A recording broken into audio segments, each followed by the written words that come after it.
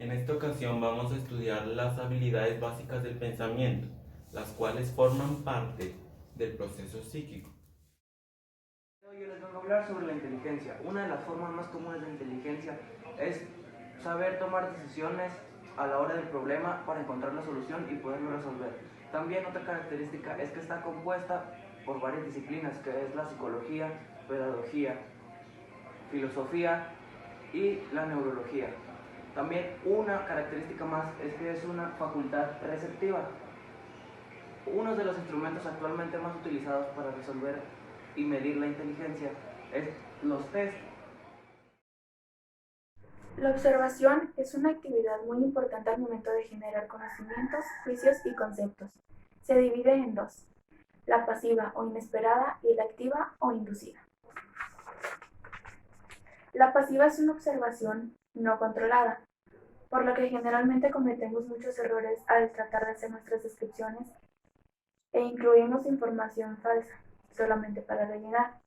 La activa es una operación controlada. Hace que el sujeto recree o represente el objeto para así corroborar su descripción u observación. La observación es una carga teórica, lo que significa que no todas las personas van a observar lo mismo aunque estén viendo el mismo objeto. Con esta frase,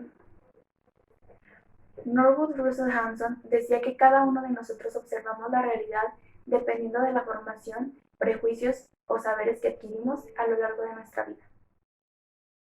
La descripción. La descripción representa algo a través del lenguaje, definiéndolo de tal manera que la otra persona imagine eso como si lo estuviera observando. La descripción. Distingue características, cualidades, propiedades de objetos, animales o personas. Y para esto existen dos tipos, que está la simple y la detallada. Voy a poner un ejemplo de alguna persona, cuando tratas que otra persona sepa de quién hablas. En la simple podría decirse nada más que una persona es alta, de tez morena y tiene el cabello negro. Y en la detallada podría ponerse también que tiene un lunar a un lado del ojo, que se junta con tales personas, que se viste de tal manera, que practica algún deporte. Y pues, en conclusión, la descripción es como un pincel de palabras gracias a la cual pueden dibujar imágenes de los objetos en la mente de alguien más para que conozca de lo que se está hablando. Mi nombre es Tania Chava Domínguez y voy a presentar las diferencias.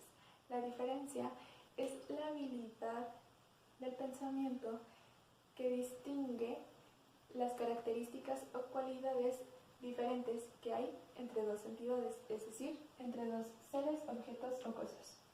Según la lógica aristotélica, tenemos dos tipos de diferencias, que son de género y de especie. En las de género nos referimos a las características distintas que hay entre dos conceptos generales, es decir, conceptos de mayor extensión. Por ejemplo, en género tenemos a los felinos y a los caninos. Una de las características que los hace ser diferentes es la forma en la que cazan a sus presas, pues los felinos primero la acechan y luego la atacan, mientras que los caninos simplemente van por ella. La diferencia de especie se refiere a las características distintas que hay entre dos conceptos de menor extensión. Hablaríamos de algo más particular. Dichos conceptos deben de estar en el mismo género. Por ejemplo, en el género caninos, este se divide en distintas especies. Algunas de ellas son los perros, los lobos, los chacales, los coyotes, los zorros, etc. La diferencia de especie aquí entraría en las características que distinguen a un perro de un lobo o a un lobo de un zorro. La lógica formal nos dice que tenemos tres tipos de diferencia, que son la común, la propia y la máximamente propia. La diferencia común consiste en la separación accidental de una cosa de otra, es decir, esta se basa solamente en las características accidentales. Por ejemplo, si tenemos dos carros, estos sabemos que tienen un mismo concepto. Son automóviles, transportan, etc.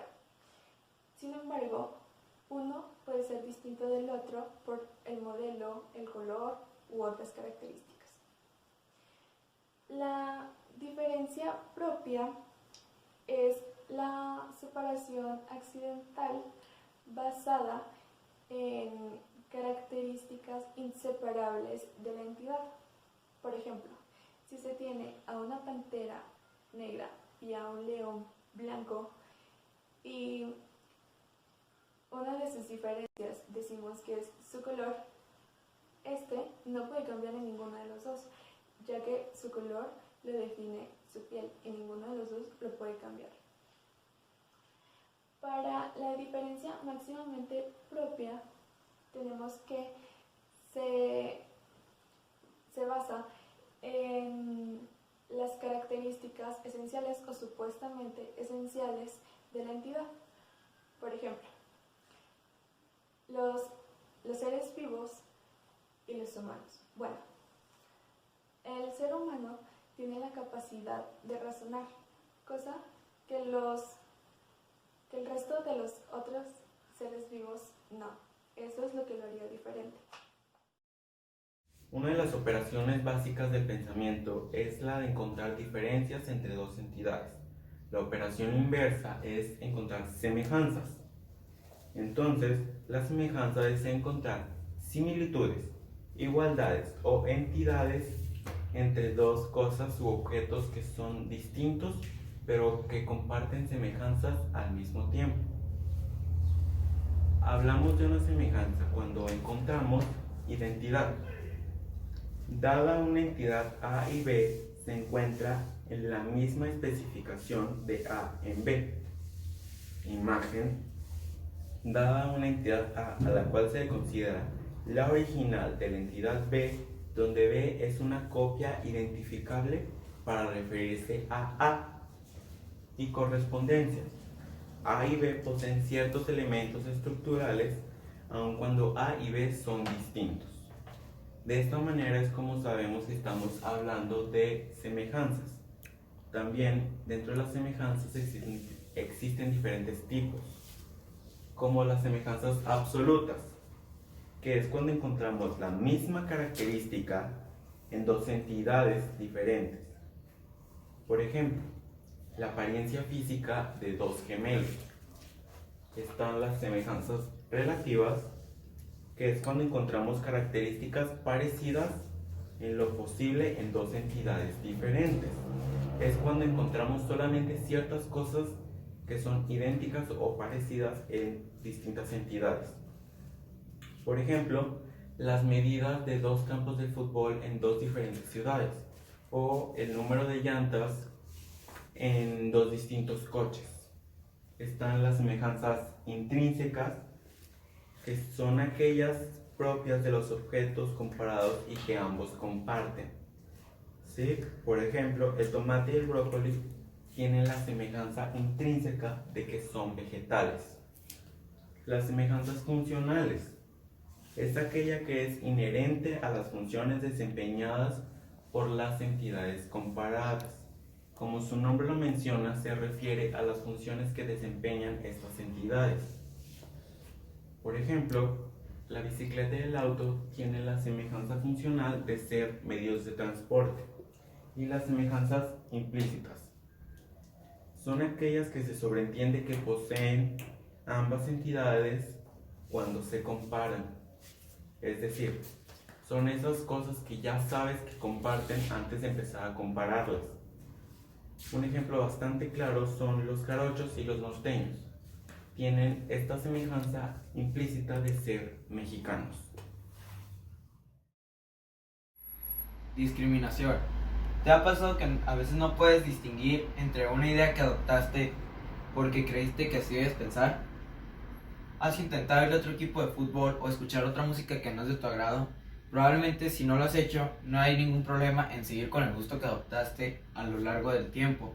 ya sea porque influyeron tus familiares, tus amigos o porque lo escuchabas diariamente. La discriminación sensorial y cognitiva se usa para comparar, para notar la diferencia entre una cosa y la otra, a semejanzas y similitudes entre ellas. La discriminación es para notar las diferencias con una especie de criterio para distinguir los componentes esenciales, su relación, en qué se afecta y su categoría. A veces la discriminación nos lleva a prejuicios debido a la idea que nos dejó de una acción. Mi nombre es Jania y mi tema es la clasificación. La clasificación es el ordenamiento o la disposición que le damos a los conceptos de acuerdo a las características compartidas. Básicamente, la clasificación implica la búsqueda de aquellas cosas que guardan una similitud o que comparten alguna relación, para agruparlas. Hacemos listas, enumeramos o relacionamos ordenadamente a las cosas, a las personas o a los objetos con respecto a un criterio. Generalmente la finalidad de la clasificación es encontrar un orden simple, es decir, claro, para que llegado el momento no sea difícil recuperar la información y resulte fácil encontrarlo. Se pueden hacer miles de clasificaciones diferentes de acuerdo con los demás variados criterios. Se pueden clasificar las empresas por su origen, tipo o capital que disponen. También se pueden clasificar las plantas según su hábitat o las características de sus hojas. Asimismo, se pueden clasificar desde los libros hasta los propios seres vivientes del planeta. Analogías. La analogía es la relación de semejanza que se establece entre dos entidades. Dichas entidades pueden ser similares o diferentes.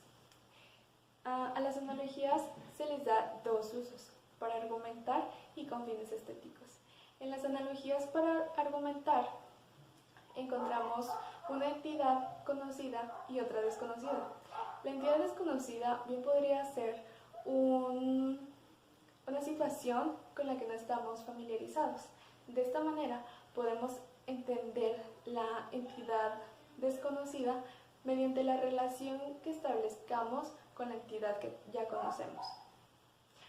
Para las analogías que son utilizadas con fines estéticos se emplean en la literatura y el arte, y como su nombre y contexto lo indica, son para embellecer.